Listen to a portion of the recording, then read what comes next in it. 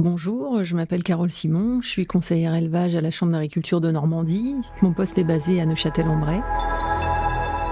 J'interviens sur deux missions essentiellement, l'animation d'associations de races et également un côté référent, ruminant, résilient.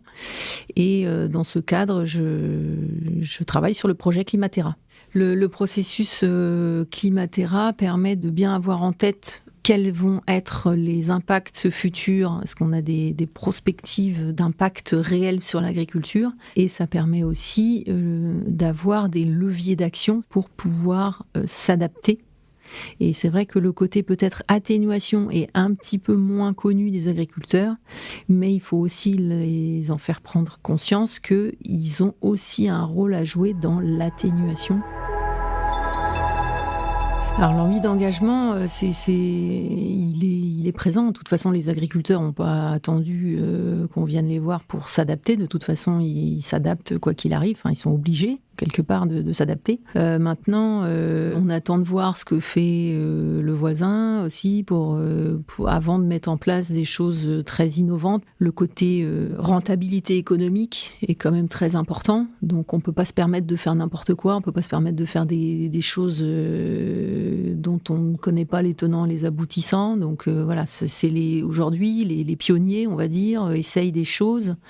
Comme j'accompagne des gens qui n'ont pas forcément été demandeurs, c'est très variable. C'est-à-dire qu'il y en a un tout particulier qui est très moteur sur le sujet. Et donc du coup, voilà, lui, je lui ai pas appris grand-chose et il a déjà mis en place pas mal de choses.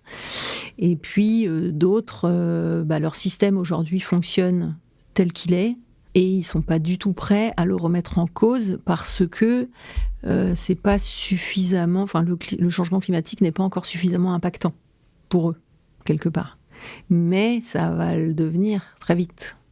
Mais ils en sont pas forcément conscients. Pour l'instant, ça passe. Et si pour l'instant ça passe, on fait rien. La première des choses, c'est qu'il faut aimer les agriculteurs.